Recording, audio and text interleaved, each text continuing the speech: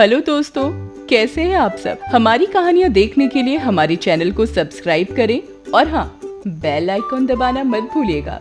तो चलिए शुरू करते हैं। यह कहानी दिल्ली में रहने वाली गरीब औरत सोनम की है।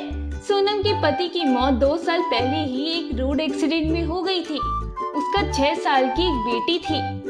वह सरकारी स्कूल में पढ़ने जाती थी और सोनम आइसक्रीम बेचकर अपना गुजारा करती थी। आइसक्रीम ले लो, आइसक्रीम ले लो, सोनम आवाज लगाते हुए जा रही थी और एक घर के सामने रुक जाती है और फिर आवाज लगाने लगती है, आइसक्रीम ले लो, आइसक्रीम ले लो।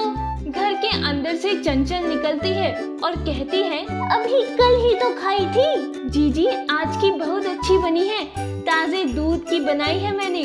भैया जी का हुक्म था आज आने को, तो फिर जाओ भैया जी को उनके ऑफिस में ही खिलाओ। सोनम चंचल के क्रोध को दरकिनार कर सोनम चंचल के यहाँ रोज आती थी, तो इसलिए आज क्यों नहीं आती। इस बीच चंचल का 9-10 वर्षीय बालक गोलू बाहर निकल आया। गोलू को देखकर सोनम डब्बे में से आइसक्रीम निकालकर बोली, गोलू बेटा ये लो ताजा ताजा आइसक्रीम। अभी नहीं लेना है, जाओ, मुझे अब ये आइसक्रीम नहीं चाहिए, मुझे तो पैकेट वाली खानी है। अपने को बालक की आघोषित मौसी समझने वाली सोनम गोलू को आइसक्रीम देती है और गोलू आइसक्रीम लेकर के दौड़ता हुआ बाहर चला जाता है। सोनम करीब 30 वर्षीय एक श्याम वर्णी चरहरी स्त्री थी। उसकी झील सी आंखें उसके चेहरे की सुंदरता के आयाम दे देती थी।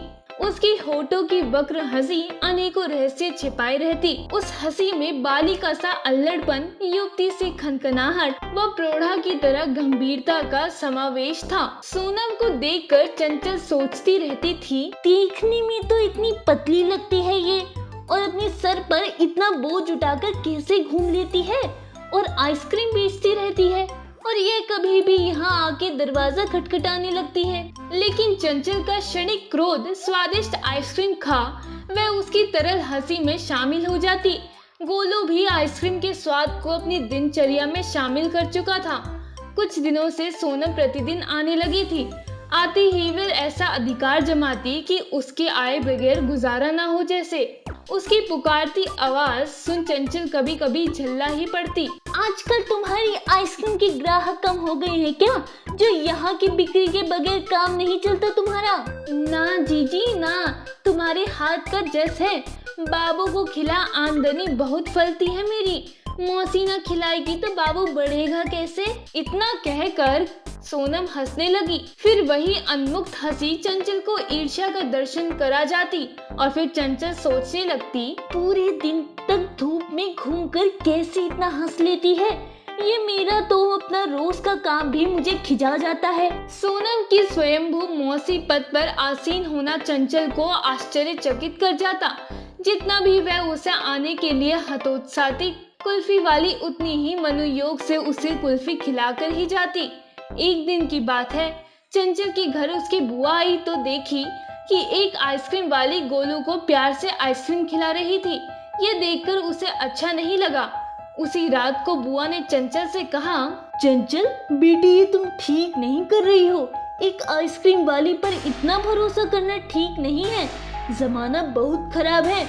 मौसी को कुल्फी वाली का अधिकार घर के बाहर बैठना और बालक को तरह तरह से रिझाकर कुल्फी खिलाना बिल्कुल अच्छा नहीं है। इस तरह अपरिचित का आना जाना ठीक नहीं, और आज के जमाने में किसी पर इतना विश्वास भी अच्छा नहीं है। बुआ सोनम को भी बहुत जोर से डांटती थी। बुआ के सामने कुछ दिन सोनम अपने दर्शन नहीं कराए। बुआ के जाते ही वह फिर आने लगी। अब चंचल को भी अपनी बुआ की बातें सही लगने लगी थी। बुआ की बातें चंचल के मन की गहराई तक पहुंच गई थी। सही ही तो कह रही है बुआ जी, आज के समय में अच्छे और बुरे का भेद शून्य कर दिया है। इतनी वारदातें सुनने में आती हैं कि लोग सहज किसी से घुलने मिलने में संकोच करने लगे हैं। फिर विश्वास तो बहुत बड़ी वस्तु है। तभी चंचल का मन आइसक्रीम वाली को देखकर खिन्न हो जाता है और अपने बेटे से कहती है, आइसक्रीम वाली से आइसक्रीम ना खाया करो क्योंकि ये बेकार है, मैं तुझे बाजार की बढ़िया आइसक्रीम खिलाऊंगी। और इसी बीच एक दिन अप्रत्याशित घटा। दोपहर को खेल कर गोलू बहुत देर तक वापस नहीं आया। कुछ देर तो चंचल ने प्रतीक्षा की, फिर उसके मन में चिंता गहराने लगी। उसका पहले से ही सशंकित मन अब गंभीर चिंता में पड़ गया था। उसने अपने पति को फोन किया। अजी सुनिए, गोलू 4 घंटे से गायब है और कहीं मिल नहीं रहा। मुझे तो लग रहा है कि अपने गोलू को आइसक्रीम वाली ही ले गई होगी। और अब जल्दी से पुलिस को बता दीजिए और अब जल्दी से घर आ जाइए। थोड़ी देर में चंचल के घर के आगे एक छोटी सी भीड़ जमा हो गई थी। तभी आइसक्रीम वाली अपनी चिर परिचित अंदाज में आवाज लगाती हुई आई। चंचल के सब लोगों के सामने पहले ही शंका व्यक्त करने से सब उसकी तरफ चौकन्ने हो गए। अधीर हो चंचल उसे देखते ही बोल पड़ी, कहाँ छोड़ाई मेरे मुन्ने को। सब स्थिति समझने की कोशिश करती आइसक्रीम वाली परेशान हो बोली, जीजी मैं कब ले गई थी बबुए को।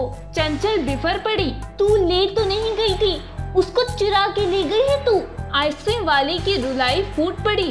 अरे जीजी क्या कहती हो, मैं तो बबुआ की मौसी हूँ। पुनः चिंता कर सोनम बोली, कहाँ गया बबुआ, कौन ले गया, ज्यादा स्वांग न रचा।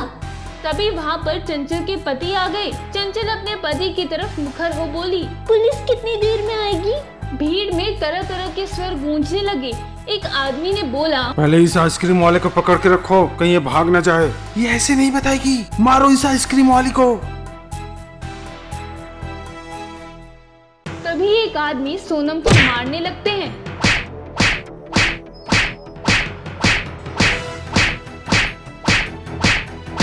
तभी सहसा गोलू खिलखिलाता हुआ वहां आ गया। सब देखते ही उसे चौंक पड़े। चंचल ने तुरंत ही उसे गले से लगा लिया और पूछा, तो दोपहर से कहाँ गया था।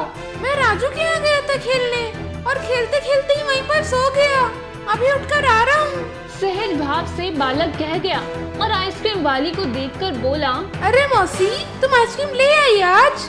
फिर नीचे गिरे आइसक्रीम को देखकर बोला, अरे ये कैसे गिर गया। सब तरफ सन्नाटा था। आइसक्रीम वाली ने धीरे से अपना पल्ला उठाया और चल पड़ी। नी अपराधी के सिर झुकाकर धीरे धीरे चलते कदम चंचल को लज्जा के कुएं में ढकेल गए। जब वह बहुत दूर निकल गई तो चंचल जैसे तंद्रा से जागी। उसने उसे पुकारना चाहा, पर ये क्या, इतने समय में भी उसे उसका नाम ज्ञात ही नहीं हुआ। वह तो उसे आइसक्रीम वाली ही कहती थी। चंचल अपने पति से कहती है, मैंने बहुत बड़ी गलती कर दी है। मैंने गरीब आइसक्रीम वाली को चोर साबित कर दिया और मेरे चलते उसकी बहुत बेइज्जती हो गई। मैं उसे पैरों में गिरकर माफी मांगना चाहती हूँ।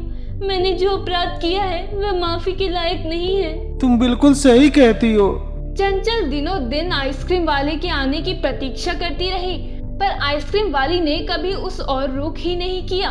उसकी उन्मुक्त हंसी चंचल के कानों में अक्सर गूंजती थी, पर वह चाहकर भी अब उसके दर्शन नहीं कर पाती थी।